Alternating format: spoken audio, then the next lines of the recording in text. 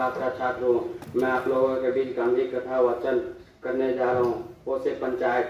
एक थे राजा जिसका नाम था अप्पा पंत। महाराष्ट्र में ओंध नाम की एक छोटी सी रियासत पर वे राज करते थे। सन 1938 में ऐसे राजा अंग्रेज सरकार के दबदबे में रहते थे।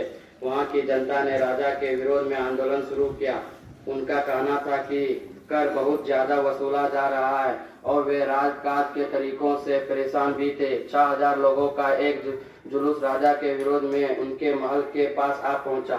मंत्री लोग तनाव में थे। झगड़ा होने का आशंका थी। राजा भले निकले। विरोध करने वाली प्रजा को अपने यहाँ बुलाकर उन्हें प्यार से दाल भात खिलाया। फिर उनसे उनका सुख दुख पूछा। फिर आंदोलन करने वालों की ही दो नेताओं से कहा कि वे बताएं कि उन्हें क्या बदलाव चाहिए।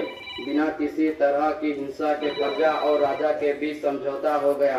राजा को लगा कि कुछ ऐसा करना चाहिए कि लोगों में ऐसा रोष फिर कभी न पैदा हो। कुछ महीनों में ही राजा ने अपना राज तोड़ दिया। अब सरकार लोगों की ही होगी, ऐसी उन्होंने घोषणा की। लेकिन यह सरकार काम कैसे करती?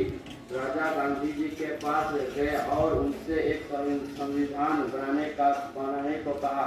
गांधी जी पंचायती राज में विश्वास करते थे, यानी सरकार साधारण लोगों के पास हो, उन्हीं के गांव और शहर से चले, बड़ी राजधानियों से नहीं। पंचायत बनाने का तरीका तय हुआ। हर गांव को अपनी पंचायत खुद चुननी थी।